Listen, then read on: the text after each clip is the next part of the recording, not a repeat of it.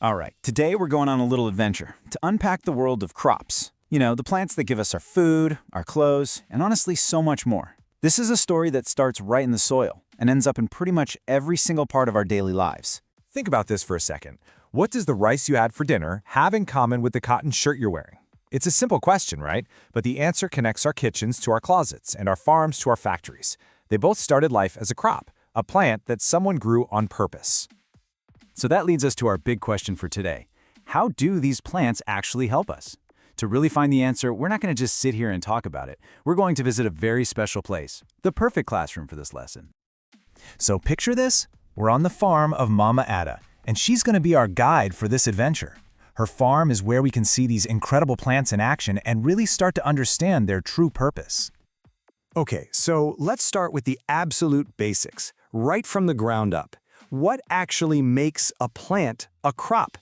It might seem obvious, but that little distinction is really important. And who better to explain it than Mama Ada herself?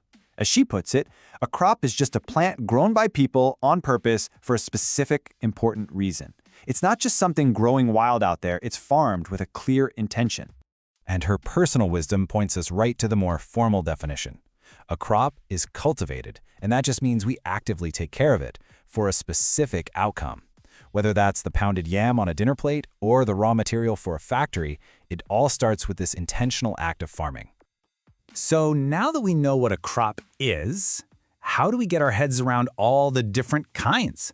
Well, a great way to think about it is to imagine them as different teams, and each team has a very specific job to do for us.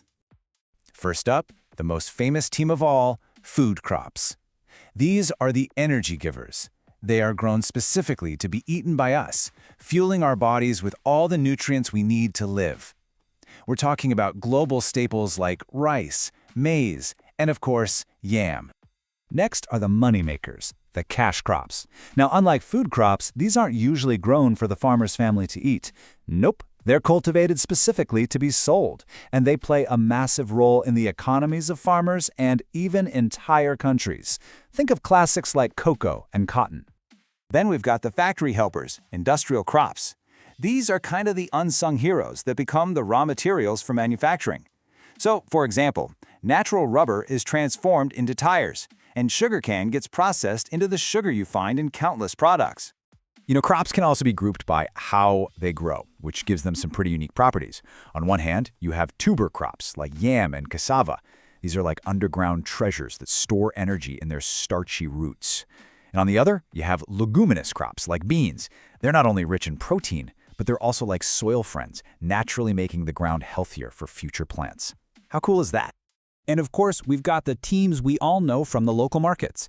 Vegetable crops, grown for their leaves and stems like onions and lettuce, and fruit crops, cultivated for those delicious fruits we love, like mangoes and oranges. Okay, time for a quick pop quiz. You ready? Let's say you've got some cassava chips, a chocolate bar, and a pot of cooked beans. Can you sort them? All right, let's see. The cassava is a tuber crop, the cocoa in that chocolate bar is a cash crop, and the beans are a leguminous crop. Simple when you break it down, right? So, we've defined them, and we've sorted them into their teams. But this all leads us back to our big question. Let's really dig into why these different crops matter so much to all of us.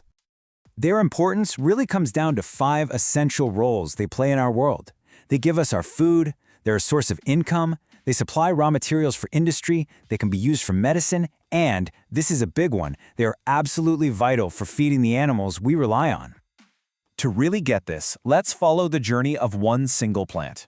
It all starts here, with this, a single cotton plant, a member of both the cash crop and industrial crop teams. And here is where that journey ends up. The plant is processed into thread, which is then woven into fabric to make clothing. It's an incredible transformation that powers entire industries, all starting from just one seed in the ground. Now, let's see how this all connects using one super versatile crop, maize, or as you might know it, corn. It's a food crop when we eat it as porridge. It becomes a cash crop when a farmer like Mama Ada sells it at the market. And it's used as animal feed for livestock. See? One plant, multiple vital jobs. And this brings us to a really crucial point, represented by this number, 2. Crops are the foundation of not one, but two major food chains that are essential for our survival. The first one feeds us directly, and the second one feeds the livestock that provide us with meat, milk, and eggs. This leads us to our final and maybe the most important section. We've talked a lot about the plants themselves, but we just can't forget the people who make it all possible. Because behind every single grain of rice, every cotton shirt, and every bag of cocoa sold at the market, there's a farmer, people just like Mama Ada, whose hard work and deep knowledge are the real starting point of this whole global system. Which leaves us with a final thought to chew on. We've seen how these incredible plants power just about every aspect of our modern world. But as we enjoy all these benefits, it's worth asking ourselves, do we truly value the people who dedicate their lives to growing them? It's definitely something to think about.